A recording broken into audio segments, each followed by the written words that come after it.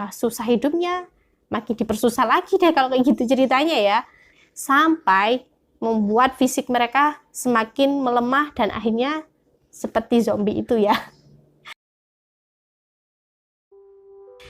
Assalamualaikum, halo teman-teman. Apa ada yang tahu kalau di Amerika Serikat ada kota yang mendapatkan julukan sebagai kota zombie? Nah, sebenarnya ada apa sih di sana? Apa yang terjadi kok masyarakatnya bisa sampai jadi kayak zombie? Nah, nggak usah berlama-lama, ayo kita bahas sama-sama.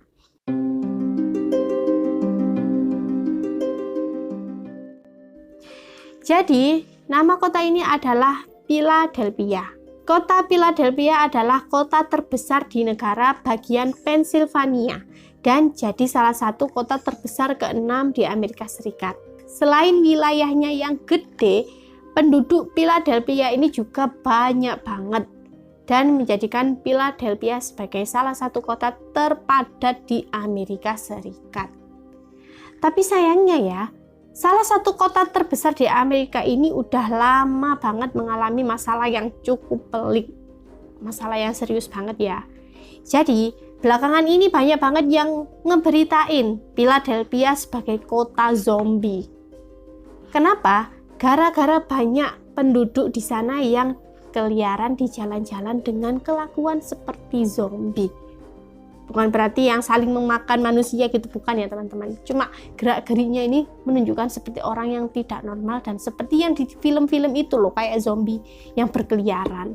Nah, banyak ditemui nih video-video zombie di Philadelphia yang kalau dilihat ya, mereka itu jalannya itu sempoyongan kayak nggak tahu arah gitu. Kadang-kadang pun melakukan gerakan-gerakan aneh dan nggak jelas. Terus ya, kadang-kadang sesaat mereka tuh ada tuh yang kayak melakukan aktivitas yang normal gitu loh. Tapi nggak lama kemudian tahu-tahu kumat lagi dan menjadi seperti zombie lagi. Nah, kondisi ini diperparah lagi sama kondisi sudut-sudut kotanya yang kelihatan nggak terawat. Banyak banget tuh bangunan-bangunan yang kelihatannya nggak keurus dan ada banyak coretan-coretannya juga. Terus ditambah lagi dengan banyaknya gelandangan yang tidur sembarangan di trotoar. Dan ini bikin suasana di sana itu jadi makin gitu teman-teman. Orang-orang di sana jadi zombie begitu alasannya cuma satu. Karena mereka semua kecanduan obat-obatan terlarang. Ya, peredaran obat-obatan terlarang kota ini ternyata udah sangat-sangat parah banget ya. Dan bahkan saking banyaknya gelandangan yang pada tidur di trotoar tadi itu, mereka ini ternyata kebanyakan juga pada memakai obat-obatan terlarang. Nah, dengan banyaknya pemakaian obat-obatan di Philadelphia ini dan intensitasnya pemakaiannya juga sangat sering banget ya, jadinya ya banyak orang sana yang mengalami efek parah dari obat-obatan yang mereka pakai. Menurut dari Departemen Kesehatan Pennsylvania, di situ disebut kalau di tahun 2020 saja ada 5.300-an orang yang meninggal karena overdosis. Dan 1.200 diantaranya ada di kota Philadelphia. Jadi nggak heran deh kalau Philadelphia ini sekarang jadi kota zombie. Karena pecandunya yang begitu sangat banyak gitu ya. Dan kebanyakan korban overdosis karena obat-obatan di Philadelphia ini adalah orang Hispanik dan kulit hitam. Sebenarnya mayoritas penduduk di sana ini kebanyakan ya emang orang Hispanik ya, terutama di bagian barat wilayah Kensington. Diketahui orang-orang Hispanik adalah sebutan untuk warga Amerika yang memakai bahasa Spanyol di sana. Dan mereka ini emang keturunan asli orang-orang Spanyol. Disebutkan dari total semua populasi Kensington di bagian barat, 13%-nya itu orang berkulit hitam dan sisanya adalah ras-ras lainnya yang mayoritasnya adalah orang-orang Hispanik. Jadinya wajar ya kalau orang Hispanik yang paling banyak jadi pecandu narkoba di sana, terutama di daerah Kensington. Dan di Philadelphia, terutama wilayah Kensington Avenue ini nih, udah dari lama banget emang dikenal sebagai kawasan yang banyak tunawismanya. Banyak orang-orang yang nggak punya tempat tinggal dan hidup di jalanan. Bahkan tingkat kemiskinan di Philadelphia di tahun 2012 sampai 2016 yang lalu bisa dianggap sebagai kota besar paling miskin di Amerika Serikat. Kenapa? Ini semua karena sejarah panjang peredaran obat-obatan terlarang di sana.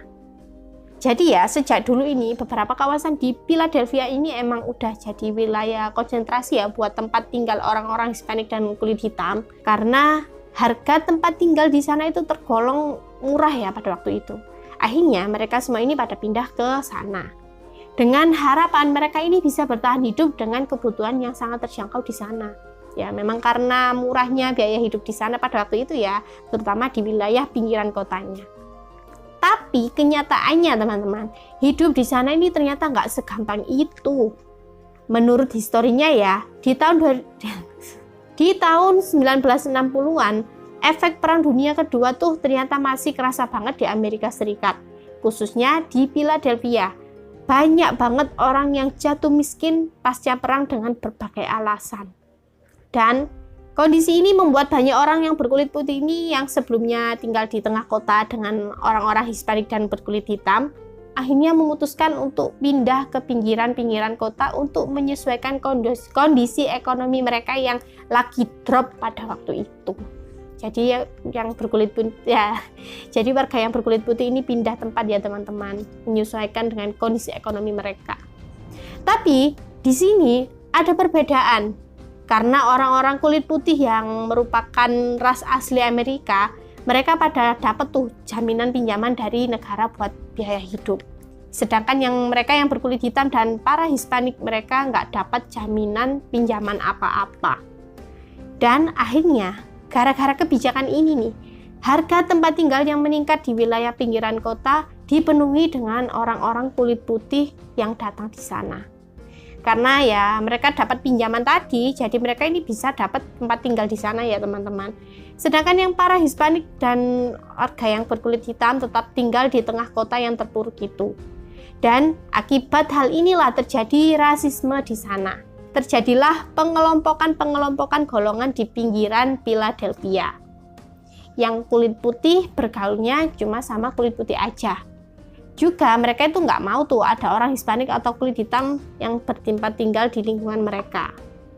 Akhirnya ya dua ras ini mau nggak mau harus tinggal di kawasan yang lain yang lebih kumuh ya. Jadi walaupun mereka mampu bayar tempat tinggalnya, tetap tuh nggak bisa mereka tinggal di kawasan orang yang berkulit putih.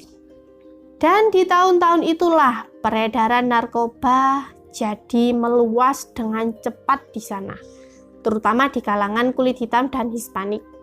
Belum lagi waktu itu diskriminasi rasial di sana itu bisa dibilang cukup parah ya teman-teman.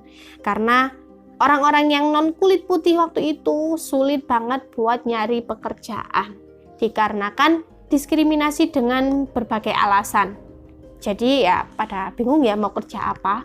Akhirnya banyak dari mereka yang nyari jalan pintas dengan mengedarkan obat-obatan terlarang atau narkoba dengan menjual harga yang sangat murah. Bahkan saking murahnya sampai bisa dibeli sama siapa saja di sana. Kebayangkan dulu situasinya gimana? Kondisi sosial dan ekonomi lagi sulit-sulitnya, tiba-tiba malah muncul obat-obatan terlarang yang harganya sangat murah. Ya akhirnya dicobalah sama orang-orang yang merasa butuh penghasilan buat hidup. Parahnya lagi, waktu itu pemerintah Amerika sendiri juga nggak terlalu mikirin soal perdagangan obat-obatan ini. Gara-gara hal ini, akhirnya di tahun 1969 tercatat ada sekitar 10.000 pecandu obat-obatan terlarang di Philadelphia. Karena di tahun 1960-an nggak ada tindakan dari pemerintah buat nurunin tingkat kecanduan yang terus naik di sana, akhirnya jadi makin mengakar tuh budaya narkoba-narkoba di sana.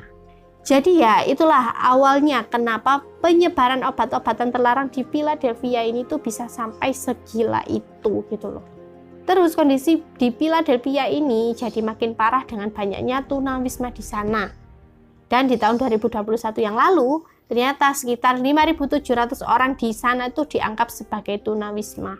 Dan para tunawisma ini buat mengatasi masalah di hidupnya, kebanyakan ya mereka itu ini dengan cara memakai obat-obatan terlarang ini untuk menghibur diri gitu.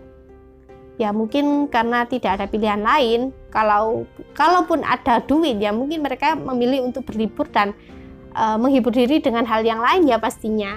Nah, kalau para tunawisma ini pilihan hiburannya ya yang paling terjangkau buat mereka waktu itu ya cuma obat-obatan ini gitu. Nyoba sekali, 2 kali, lama-lama jadi ketagihan. Jadilah mereka pecandu yang gak bisa lepas dari obat-obatan itu. Duit para tunawisma ini yang basicnya emang udah terbatas atau pas-pasan banget tuh. Udah susah hidupnya, makin dipersusah lagi deh kalau kayak gitu ceritanya ya. Sampai membuat fisik mereka semakin melemah dan akhirnya seperti zombie itu ya. Nah, maka dari itu buat kalian, jauhilah segala macam jenis narkoba ya teman-teman. Kalau nggak mau hidup kalian tuh menderita. Oke.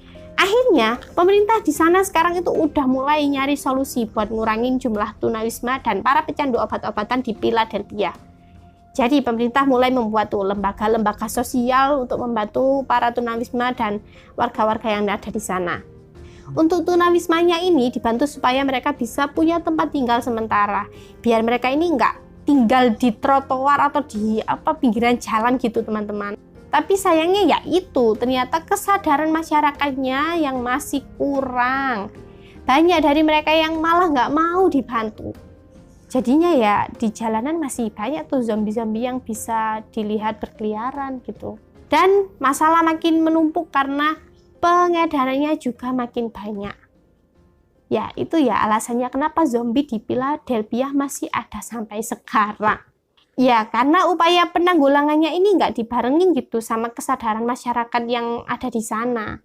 Nah, gimana nih menurut kalian? Apakah situasi zombie di Philadelphia ini bakal terus bertahan lama? Ataukah dalam waktu yang singkat ini segera akan berakhir?